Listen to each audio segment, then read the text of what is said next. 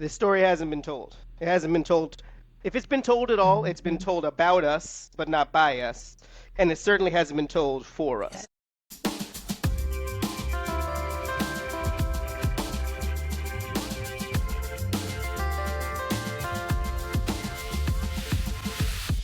Hi, and welcome back to Conscious Pathways, the podcast where we explore the intersection of education and social justice through transformative conversations. As always, I am your host, Brittany. I am always excited to have you here.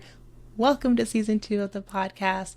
I am so stoked to be here, so stoked to have you. Excited to be back into interviewing and podcasting and doing all of this great stuff. So thank you for listening and thank you for being here. If you are curious to support the podcast in any way, you can join my Patreon. That is linked in the show notes below. You can get early access to these podcast episodes, early access to the newsletter, behind the scenes, monthly live streams. You can also have access to Ask the Expert. So you can ask questions that I can ask directly on air for the podcast to our guests. So if you want to join, it's just $5 a month. I'll leave that in the show notes below. It really does help support the podcast and support the growth of the podcast. I am trying to be able to afford a podcast editor, and so your support through there will help me to do that and to free up more of my time to be able to focus on more of the podcast and bringing on more guests and doing more things. That'll free up some of my hands to do those things. So if you'd like to support, I would love that. But as always, just listening to this podcast is so much support, and I want to thank you for being here. And now I want to introduce my first guest of season 2, Dr. Justin Gerald, or JPB Gerald. He is an adult educator, theorist, and a 2022 graduate of the Education Doctorate Program in Instructional Leadership from Cooney Hunter College in New York. Through his writing, teaching, podcast, and his public scholarship overall, he seeks justice for the racially, linguistically, and neurologically minoritized. Dr. Gerald just published his most recent book, Embracing the Expectations, Meeting the Needs of Neurodivergent Students of Color. This book is a part of a social justice series, so I'll link that series also in the show notes if you want to check it out. There are some amazing books within that series, so do check it out and do check out Dr. Gerald's book.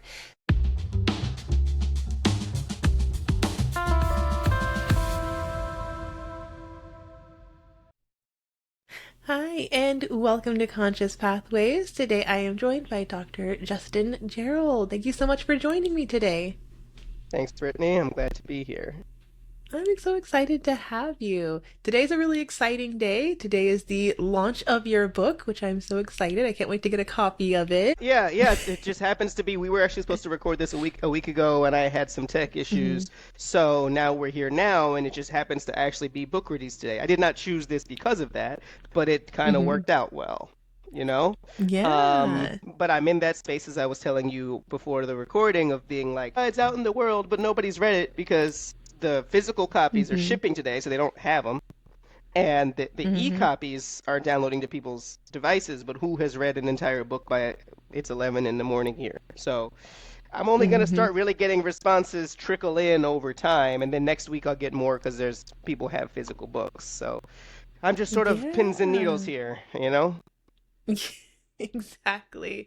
And I know we were talking a little bit about this last week before, we had some tech issues, but it's a topic that I haven't seen a lot of information on like neurodiversity and all these different things about how we're interacting in the classroom. And I haven't really seen that. I was doing a little mini research a couple of weeks ago to try to see if I could just find some data or some information. And so I know we both were observing that there's not a whole lot of books about this or data about this. So I'm really excited to see that your book's out there now. So I can't wait to get a copy and read it. It's something I've been really interested in and wanting to learn more. So you want to tell me a little bit about how you kind of first became interested in exploring kind of education and being within education? Well, I mean, the simple reality is I was a teacher, right? So I started teaching English in South Korea when I was like 21, which means I was like 3 years older than the students because I was, teaching high school.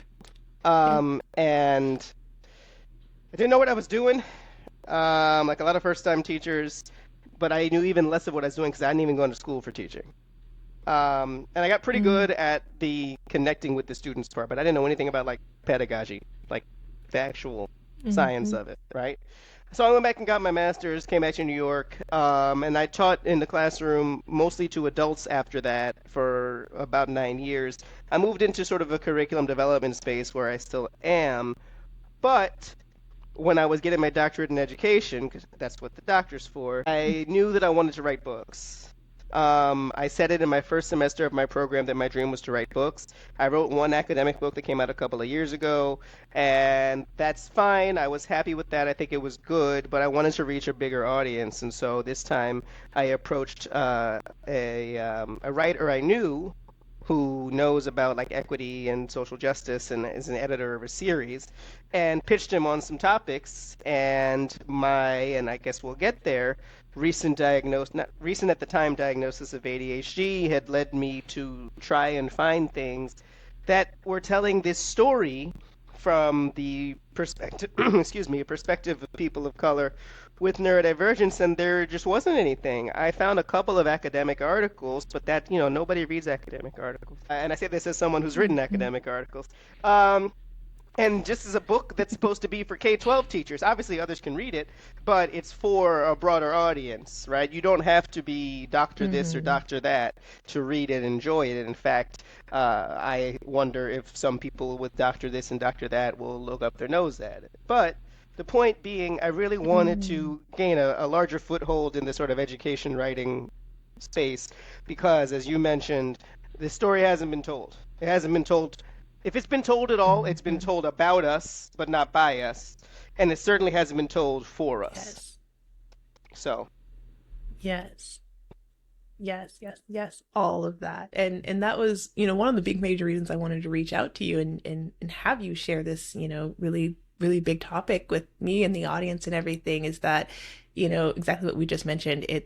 There's some information out there and a lot of those academic articles, they tend to be, locked behind a paywall or, it's not accessible for the general audience, right? In terms of, readability. um Most people who have access to that are people who have PhDs or education doctorates or all these different things who either have associations with universities that then they have access to this kind of information for free to them. But most people aren't sitting around the dining table just casually reading these kind of heavy dense research articles. I mean, I enjoy that, but most people don't. And so it's really great to have a book like this where it's accessible for K through 12 teachers to kind of be able to pick up and read together and really talk about that and deepen their practices of teaching. I know we talked about kind of like the inspiration behind the book, but as you were writing it, what was your ultimate goal at the end of it? What were you hoping people would take away from it? I've had a few different cycles of thought on this, right? This is all came together pretty fast. I pitched this almost exactly a year ago to the editor that I Wow, that's know. fast. And then well, he's a writer and a speaker, and he said, I love it. And he pitched it to the editor, right? And then she loved it. And then she sent it to, I guess they have sort of a coterie of teachers that they send ideas to see if it would be interesting. And all this came together, and I signed a contract less than a year ago, right? I think it was late September, right? I don't remember Wow. the exact date, but the point is, at that point, it was like, all right, I just got to do this. And I set up all the interviews for November. I did them, and then I had to force myself to wait because I also have another book that's I haven't written yet that I'm kind of dreading because it's another academic book, but I have to write it. But anyway, I did the interviews for that book too. I just did all the interviews at the same time. And then I forced myself not to start writing for about a month until I had all of my ducks in a row. And when I really want to write and I force myself not to, then it comes out really fast. So once I started writing, which was I guess around Christmas, I wrote Mm, the whole thing in like 3 weeks. So frankly, I wasn't thinking about anything when I wrote. I was just writing it. But wow. when I finished it and I started to read through it, that's when I started to really have thoughts. And before I wrote the thing, I just want to get these stories out there. Then when I did the interviews, because I didn't know what they were going to say, I felt a camaraderie with Mm, them because we'd all had similar experiences, right? And then I felt very mm, hopeful. Then I went back and read it again when I was editing it myself before I sent it to the editor, and I felt sad for the other people in the book because they'd been through all of those things. Then I went through it again and I felt triumphant for the fact that they were able to sit here and be telling me about it. And then I felt sad for myself. All these different cycles of emotion, basically. And now I'm just sort of feeling anticipation and I'm feeling hopeful, but I guess I need to hear the impact first to really feel like I've done my job. Hmm. I think that it will happen, but you know, it takes a while for these things to occur. So it's just a lot of different Yeah. swirling feelings going on. Understandable. Yeah, that's definitely understandable. It's a big topic, and it's all, like you said, it's not a lot of people can write a full book in a year, but that's like from start to finish. That's an amazing feat to have done, but also that's still a lot of work. A year's worth of work is a lot, and all those interviews and all of that. So, for it to be coming out today, and I think the swirl of emotions makes a whole lot of sense. As an aspiring writer myself, I'm like, wow, I can't wait to get there. But I can definitely see the how the journey can be a lot, and like that difference between, did you find there's a big difference between writing, these academic heavy articles in books to kind of writing this one that's geared towards a different type of audience? Oh yeah, this is a lot easier. Especially because that was my first book, right? Just my first book of any kind. There was that. Mm, So I'll see when I get to the next one when mm-hmm. I've already written books that then I don't, because with the first book, Yeah. right? Like I had no idea if it would be well received or not. You never know. But I mean, I truly had no idea because I never written a book Mm, before. yeah. So there was a lot more tension. And then Mm, also there's just life. Where I was in my life when I wrote my first book was a worse place.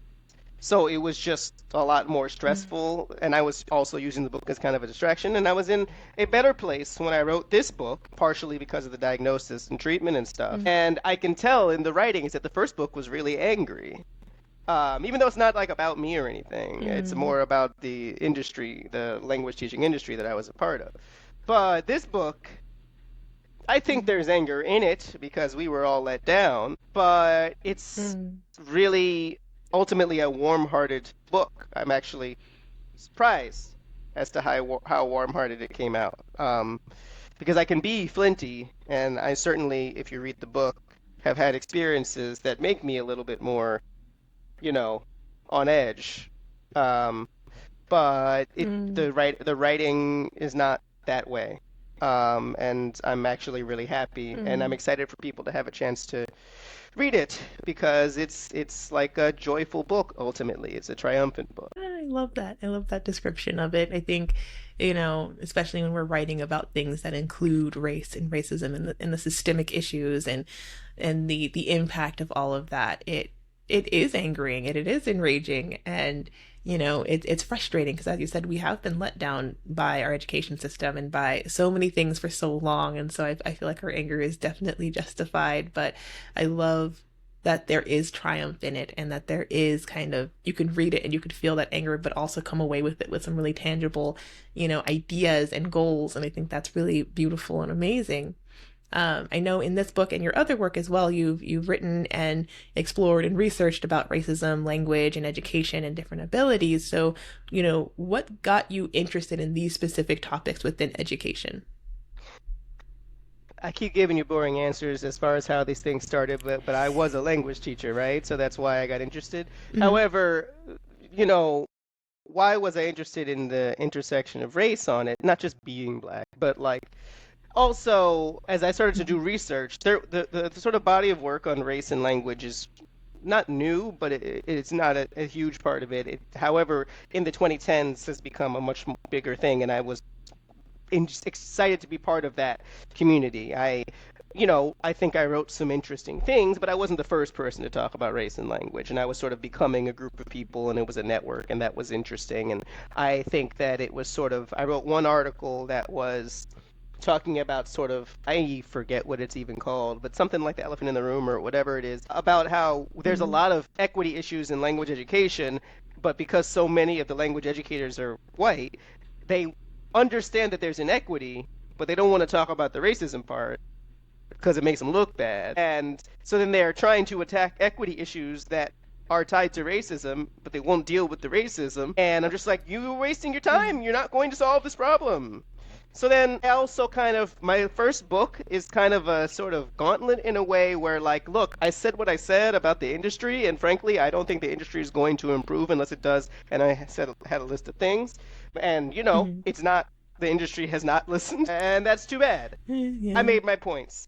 But as far as the Mm-hmm. abilities thing, right? Not only, okay, I got my own diagnosis, but like, then once I got diagnosed, and I wrote about this in the book, I said, okay, so now what? Right? Like, how do I deal Mm-hmm. with this? Right? For me, a lot of how I dealt with it was writing the book, but also, as you said, I wanted to go read what I should do. And Mm-hmm. so much of what I should do was written in a supposedly race neutral way, but we all know what race neutral really means. It means white. And Mm-hmm. so, like, it's the assumption that the reader, here's advice if you have ADHD to do X, Y, and Z. But so much of the advice is stuff that I wouldn't feel comfortable doing in public, or that would be a Mm-hmm. much bigger hurdle for me to try and do. So I Mm-hmm. said, well, where's the story for me? And then I thought, but I'm 35, or I was at the time, I'm not now. What about the kids who were like me, who are in school? They don't have a diagnosis. And, you Mm-hmm. know, they are being told they're acting up, right? And I'm not even talking about people with truly severe issues, right? Behavior stuff, which is its own issue of inequity, but there are books about that, unfortunately. I'm talking about kids Mm-hmm. who are just like a little bit different in one way or another, and they get targeted for it, right? Mm-hmm. How can a teacher or a community deal with these kids who don't necessarily have a label because, like I said, so many of us are not diagnosed. So, like, most people who are diagnosed, they have an Mm-hmm. IEP. IEPs are problematic too, but they are a list of things to do, right? Whereas there is no guidance Yep. for Yep. kids without these diagnoses. You're not going to have an IEP or something like that unless there's something attached to it to get you the IEP. It doesn't just happen. So I say all of that to say that these are really for the kids who were like me who did not have the diagnoses and do not have the diagnoses, which is unfortunately, and I'm not saying all diagnosis is good, and that's a whole other conversation, but it's for the people where assume you have a kid like this in your class because statistically you do, unless you teach in, rural Vermont and there's just no people of color. But otherwise, it's Mm-hmm. Yeah. Most likely. Yeah. strategies are, and they're not didactic, they're sort of what I and the people I was speaking to came up with. And will they Mm-hmm. automatically work for every kid? No, because every kid is different. But when you're being taught Mm-hmm. to teach in, be it special education or otherwise, you are being taught from research anyway, and it's research that's not based on us. So you might as well try it. Mm. Yeah. Yeah. Yeah, you might as well try it. I mean, if what we're doing isn't working, it's worth to try something different and to, especially if we're talking to people in the field and talking to people who have experienced it or have worked with people who have experienced this. It's so important that, I feel like in education sometimes we get kind of stuck in our ways and we're like, well, this is how we've always done it and this is how it works for some kids, and it's like, okay, but it's not working for all students, and not all kids are experiencing this. So, I think looking at how our best practices shift and looking at how education shifts over time, I think that can really help us as educators to then, be better in the classroom and to be better with those students and to provide better services. Even listening to the students themselves, because oftentimes you ask them, they will tell you. They'll tell you what their needs are. In one way or another, they will tell you. And so it's just, how are we listening to them and how are we providing them space to kind of advocate for themselves? And are we actually listening to them? Because they're not going to advocate for themselves if we're not listening at the same time. I, if I could follow up on that, um, Yeah. it's like a catch-22, what I'm about to say, because if you go to Mm, conferences and people are presenting quote unquote research-based practices, right? Or mm, evidence-based is probably what I should say. And like, if you don't have evidence, some people will say, well, it's not evidence-based, so whatever. Mm-hmm. But because all the previous research was done, again, they usually say in a race neutral way, which just means that they didn't think about the race of the students they're doing it on. Um, Mm-hmm. it means there is no evidence. There just isn't any. So there will be people Mm-hmm. who read this book and say, well, this is not, you know, there's no numbers. There's a few numbers, but there's mostly stories, Mm-hmm. right? And they'll say, well, this is just the stories from these people, right? And it's like, yeah, okay. So you go find everybody else and do it then. Please go do the other Mm-hmm. research. I did this. I wanted to start Yeah. the conversation. I wanted people to think about it. I wanted Mm-hmm. us to be heard. And even though there's only like 10 of us in the book, I thought it would be better to try and have in-depth conversations with a small number of people than to try to talk to 1,000 Mm-hmm. people and not be able to feature most of what they say and so forth. I mean, I'm a qualitative researcher by training, and I would rather have a few Mm-hmm. people in long interviews. I think that you get Yeah. these people's arcs, instead of just like a snapshot, right? Mm-hmm. Like you learn about their lives. So not Yes. everything about their Yes. lives, but I think that's just good snapshots of their lives, but right. I think, you bring up such a powerful point within research is that, especially for schools and funding and universities and funding, right? They want to make sure that what they're funding is working. And so they're constantly looking for data. They're constantly looking for that evidence we're talking about. And that's something that I feel like we're constantly chasing and looking at. But then there are those other elements, those person elements, right? So when we're in schools, we're looking at, oh, how are their test scores? How is their attendance? Like that's going to tell us whether things are working. Whereas we're not looking at the people aspect of it and like the personhood of these individuals and these students especially. So if our attendance rates are low, we're looking at all the wrong things. It's like, well, why is it low? Are we actually looking at how are we building a community within this school where people feel safe to be in? How are we looking at our in our community outside of the school? Are people feeling safe there? We're not looking at the right things. We're not looking at the person aspect of it and like diving into what are their experiences and actually listening. And that's when you start getting this information and you start learning this information when we actually look at the people part of it and not just the number part of it. We're always looking at that quantitative data, which is still important. It's good to know, but what about the qualitative data? What about the people? What about all these other the stories that we're learning? That's something I think about all the time. I'm like, well, but what about the people? What are their stories? Who are they? Who are we talking about? They're not just numbers. Well, when I started doing research, period, right? Like when I started my doctoral program, Mm-hmm. long before anything about disability, and I didn't even know I wanted to do anything related to race. It just sort of, what I'm about to tell you is why I started doing that, is because, so in your first semester and your first few semesters, you're supposed to like propose a study, but you don't end up doing it. You're just learning how to write down what you would be studying, right? And you look up evidence, you Mm-hmm. look up research, and you cite. You're just learning, you're being trained, right? As you would in a degree. And in my very first Yeah. semester, because you have to write an essay to get in, obviously, just like any, just like Mm-hmm. college, right? And the essay is not just like why you're great, but like what do you want to research?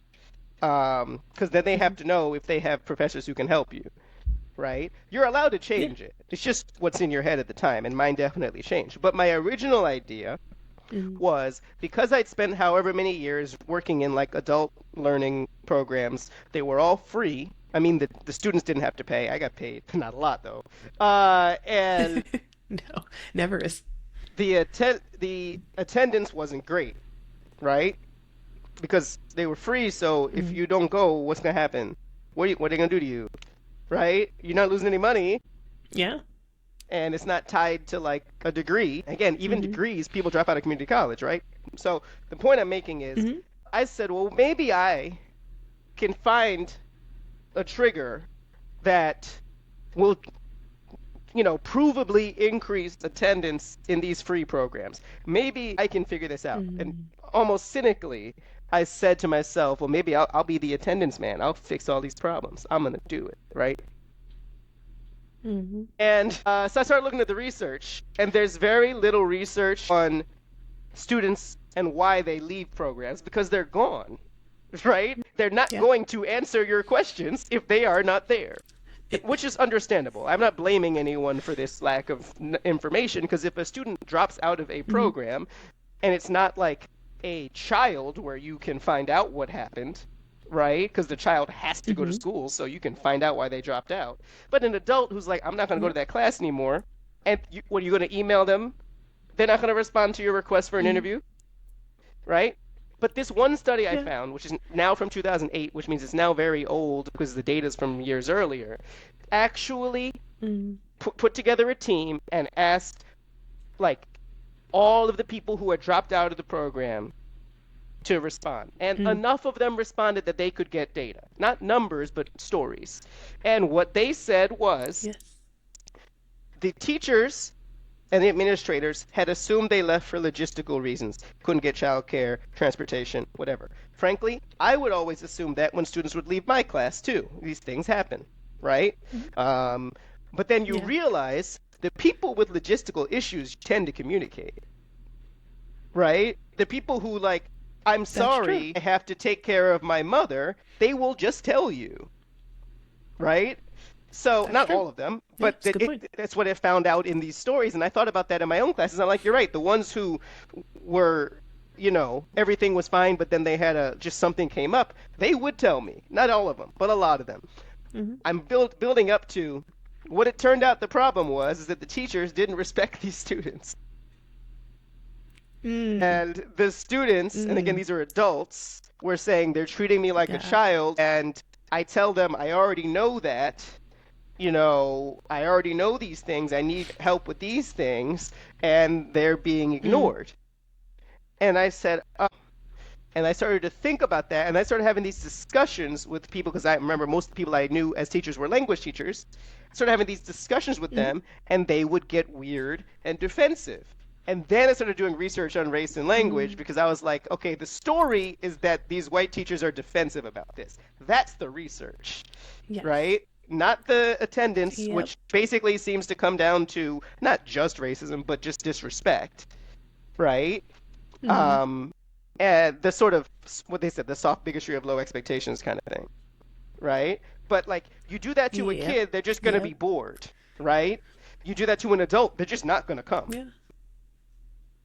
you know? Makes sense to me. So right. Yeah. And then so I did all of that and then and then all of that because that was I guess 6 years ago now when I was doing that eventually led me here where the stories I tell in the book, some about my life and some that are featured by the people I interviewed, a lot of them are just assuming that they know better than these kids do about themselves, right?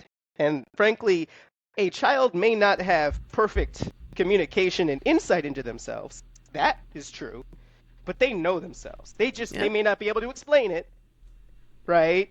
And Mhm. as a teacher, you have to help them figure out how to explain it, but they do Mhm. know how they feel. So to assume that you knew better than them is really just not a great way to build any relationships and to help people learn. And that is fascinating. Like that perfectly encapsulates really what we were just talking about, that we can collect the numbers all day long of, okay, these students aren't showing up or these students aren't showing up. We just started collecting data for online classes and we were noticing that of the enrollment, African American students tended to drop out of the online classes a lot more than other students. And so when we just look at those numbers, we're like, I wonder why that's happening, and we could make those same assumptions that you were talking about. Oh, maybe it's childcare, maybe it's this, maybe it's that. Um, but without those actual stories to inform why these things are happening, all we can really do is just make assumptions based on, what we're seeing. And so it's just, yeah, what are the stories? What are the things that we're not seeing? And that kind of leads me into that another question that I originally had for you, which you mostly already answered this, but how does language education kind of contribute to systemic racism? And on top of that, what could teachers be doing in terms of dismantling this or challenging this? You know, in Frankenstein, right? You're like, where is he going with this? But wait, the way they describe the monster, they say he's intelligent. By this, they mean he can use language, right? Mm. So the way we conflate language with intelligence, obviously you can sort of put the lines together to see how we would also conflate it with race or lack of being a person of color and so forth. Uh, Mm. People don't need to be told the way we've thought of race and intelligence and still do. But then if you realize we've always associated language with intelligence, then the little circle is clear. So if you are Mm. thinking of people who are less proficient in a given language, and also what does that word even mean? But for lack of a better word, you gotta say something as being less intelligent. And as a teacher, you say, well, I would never think that, but like it's still, there's been so much research and so much demeaning thought to people who don't use the dominant languages that have been imposed upon them or their ancestors anyway, as being less civilized, Mm-hmm. less cultured, less adept, right? The idea that African American English or Mm-hmm. something is, a lower language or something, right? Even though that's not necessarily Mm-hmm. what you would do in a language education class, but, you know, the idea that kids who speak and when in the United States and kids who speak Spanish are seen often as you know uh, an extra hurdle for the school to deal with, even if they have translations, because they all have translations now. They still think of them as an extra hurdle to deal with, as opposed to being kids who have more language skills than the kids who only speak English but might be better at spelling English, right? Like those Mm-hmm. kids know more than I do, or at least that depending on you get what I'm saying. They know more than I did at the Yeah. age, you know? Instead of being celebrated for it, it's just, well, they fell short on the language test in this language that they don't speak at home, right? This language that I Yep. understand why one should learn these languages in a context where it simply is just going to be too hard to do everything otherwise. And as a child, you Mm-hmm. can pick it up. But my point being Mm-hmm. that, yeah, where I started with language, intelligence, race, right? It's just stop Mm-hmm. ranking people based on intelligence. I'm not saying you can't assess. That's not what I'm saying. I'm not saying there can't Mm. be tests because frankly, sometimes you simply do need to know how much somebody knows about something, right? Yeah. The problem isn't the existence of tests, it's that the tests are biased, right? The problem isn't the existence of tests, Yes. is that they're poorly constructed. Like the fact that there is a Mm. test is not bad, right? Mm-hmm. But also the way we think of test scores as intelligence, right? It is simply a measure of a specific thing. It is a measure. It's not useless. And when people go too far and say they have no use, that's no. But Mm. what does it mean? It does not mean anything about the person's character or even intelligence, because frankly, I think the way we even think of intelligence is just wrong. So we're not going to be able Mm. to push against the way we use language as an intelligence ranker unless we dismantle the way we think of intelligence altogether. One of the reasons, and this is going back to Mm. this current book, that I didn't really get much support at school is because I am really good at tests. So, which is the opposite of Yeah. how a lot of people with ADHD are. A lot of people with ADHD need more time for tests. I do everything really fast, right? In fact, I do Mm. things too fast and I have no slowing down speed. But if I know something, I will do it. You saw how quickly I wrote the book, right? It's called hyperfocus in Yeah. the parlance, but I didn't know that as a kid. I just knew I was good if I studied at all, Mm-hmm. like at all, right? And sometimes didn't. And if I Mm-hmm. studied at all, I will ace your test and I'll do it in like 10 minutes. Mm-hmm. Because my test scores were always off the charts, the school never felt like I needed any help when I just would not do my homework, right? Which was a sign of Yeah. me struggling in other ways. But as long as I did well on the tests, they never felt like they needed to do anything for me, right? Mm-hmm. And I didn't and Yeah. like when I did struggle socially, it wasn't in such a visible way that they could tell. Like Mm. I wasn't like being beat up in the corner or something like that. I'm not saying that that doesn't happen, but it didn't happen to me. It Yeah. wasn't that kind of school. So I was Mm. just struggling internally and not doing my homework But then I would do well on the test at the end, and they'd be like, Mm, well. I mean, I don't know what they were thinking. They didn't say anything to me about it. It was only just like he doesn't do his homework, he doesn't yeah. color in between the lines, and then I would do well on the test, and Hmm. they'd be like, "Look, he's going off to a good school. We're proud of him." And I'm like, "Were you?" You know, that happens so often to students, and I think I couldn't agree more that, you know, the presence of the test isn't the issue, right? I feel like it is important for us to understand where students are, and that's what the tests are designed to do, for give us an understanding on what do you know, what do you need to know more of, and how can I support you to get there. It's our intentionality behind it. Are we being intentional? Are we, you know, really looking into why we're doing this and really moving in that direction of it? And it causes a lot of students who, I was also pretty good at tests. You know, they didn't weren't something that bothered me. Again, if I studied for them, I usually did pretty well. Then a lot of these kids just kind of fall through the cracks because they're not, you know, they're not making your job harder as a teacher. They're doing well on the test, and the test is where you kind of get that state funding. And, you know, if the kids are doing well on tests, then, you know, you're getting a good evaluation as a teacher, and all those different things. Like, it just relies on this really important, like we've been talking about, is this number data. But it doesn't tell us stories about students, and it doesn't tell us, okay, well, if the students aren't doing the homework but they're doing good on the test, what does that information tell us? um, and like, what is this broader information that we're actually learning and doing, and connecting that with that language learning? I think that is so imperative, because I know part of a story that I tell when I do trainings on bias is how I kind of came face to face with my own bias by, you know, when I was working with, or when I was in school, and one of my professors had me work with one of my peers, and he was an English language learner, and we were in English class, and he was like, oh, just go to the library with him and review his paper and help him out. And I was like, okay, fine. And I did that, and I helped him out with his paper.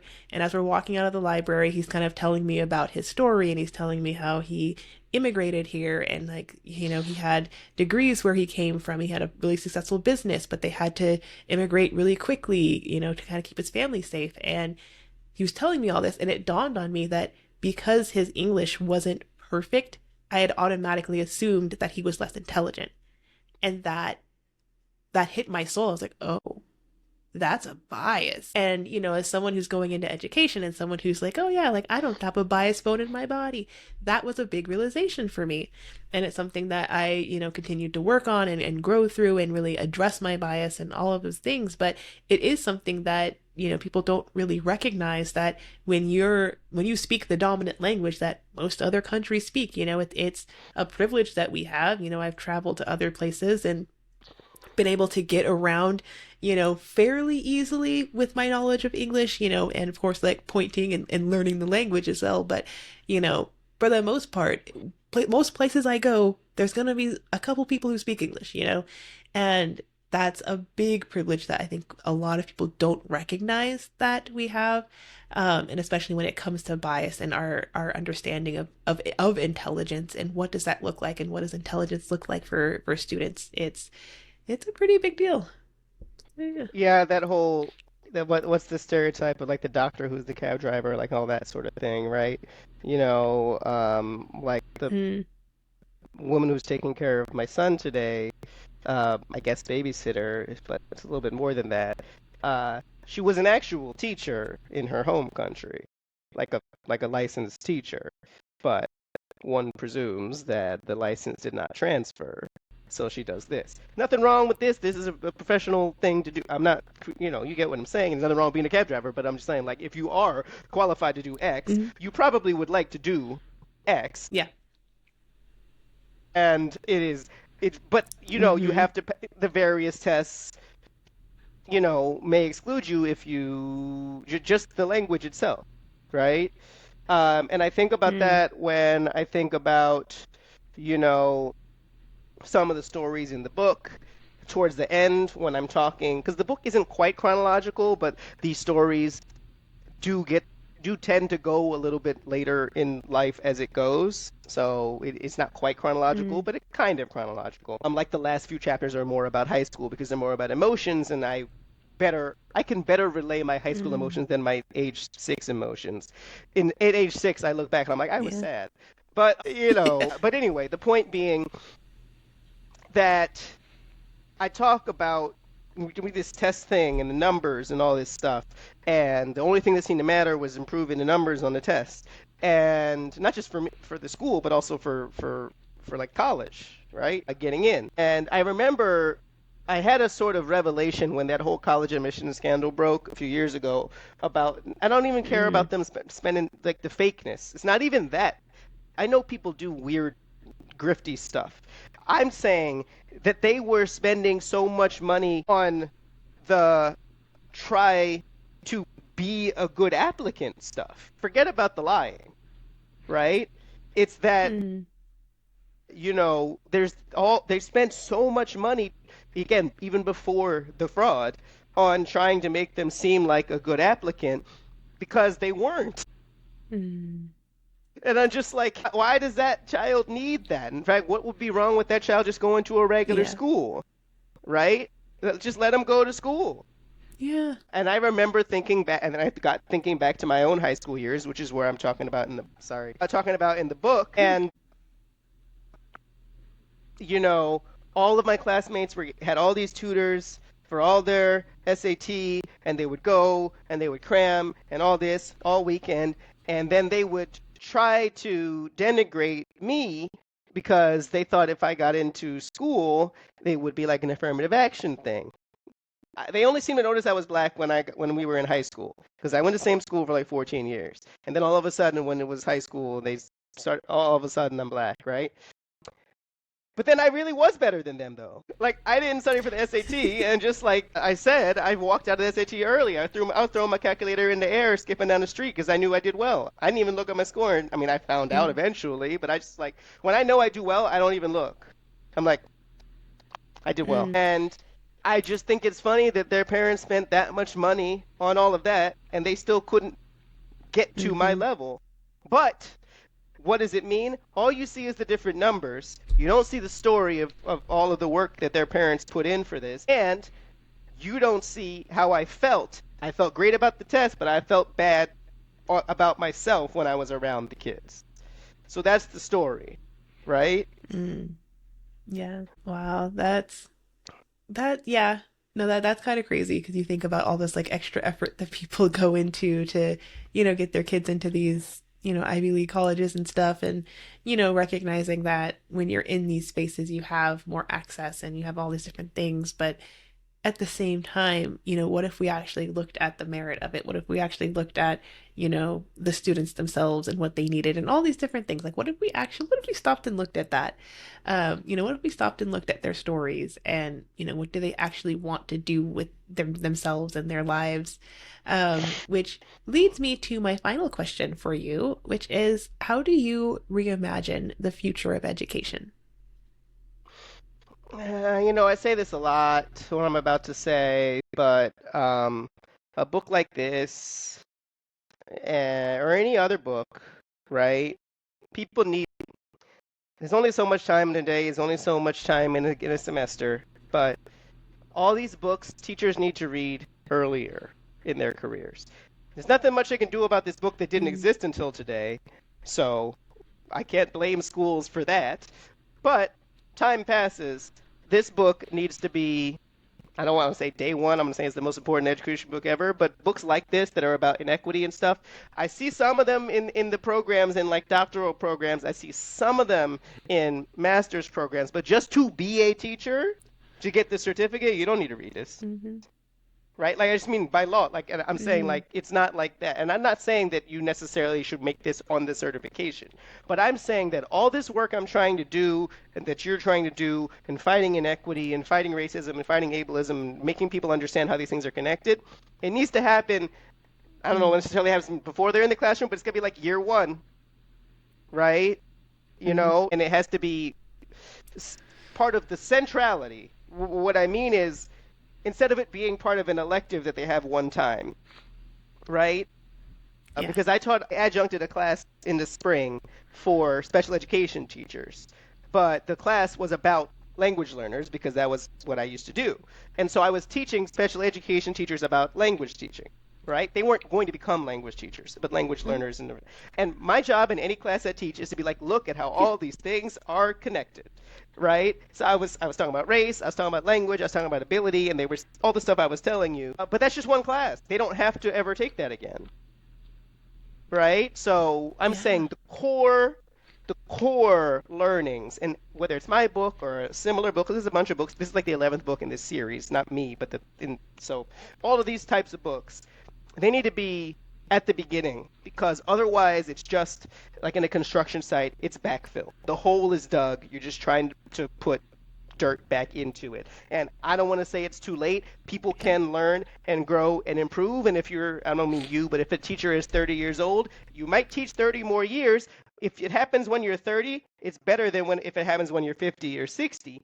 But it would be better if it happened when you were just starting teaching, because those 6 or 7 years before that, or people of different ages, those students did not get the version of you that knew this. And I think about that a lot with the books that I've written. I praise some teachers in the book too, and the ones who mistreated me, I wish that they had this book before they got in front of me. So I just hope that the students Yeah. that they have now, well, not my teachers, they're all retired or dead or whatever, but these equivalent teachers, you know, can do right by the versions of me and the people in the book going forward. Yes, yes, yes, yes, yes, yes, yes. I feel like, we need to take a really close look at teacher preparation programs and what are we teaching. There were classes that I deeply enjoyed taking, but they were elective courses, so you didn't have to take them. It's just like, oh, if you want to add this course on there, like you need X amount of electives, so you could choose all these different things. And, there were some of them that really did change the way that I saw education and that I saw things and, brought so many different things up. So yeah, I think that teacher preparation and looking at, professional development and how we continue to grow in this realm and in this field. It's so incredibly important. And so I want to thank you so much, Dr. Gerald, for joining me and for sharing this. And like I said, I can't wait to get a copy of your book and to really read that along. And I can't wait for everyone else to get a copy of it and just really see it and really bring this in. And I can't wait for teacher preparation programs to have your book as their course curriculum. Because I feel like that's coming, that's on its way. Before we go, where can my audience find you? Where can they find the book? Where can they hear any more updates about any upcoming things from you? I mean, I have a website, which is jpbgerald.com, so it's all on there. I have a podcast, although I didn't record for much of the summer because I was putting this sort of marketing for the book together, called Unstandardized English, which you can find wherever you podcast, right? It started as a language thing, but now it's just whatever I want it to be. So it's still called Unstandardized English, though. Love that. And then otherwise, on the places, right? You can find me at JPB Gerald on the places. And otherwise, yeah, it's all on my website. So Awesome. And if you're curious to connect with Dr. Gerald, you can look in the show notes and I'll have everything linked there. Again, I want to thank you so much for joining me and engaging me in this really beautiful conversation. Congratulations on your launch of the book, and I can't wait to see what else you end up doing. Thank you so much. yeah, thanks for having me again, Brittany. Thank you so much again for tuning in to Conscious Pathways. Don't forget to like, follow, and subscribe Conscious Pathways wherever you get your podcasts. And don't forget to leave a like, a rating, or review. It really does help the podcast to grow. And until next time, don't forget to navigate your conscious journey with courage and kindness. And I'll see you there for more transformative conversations in education.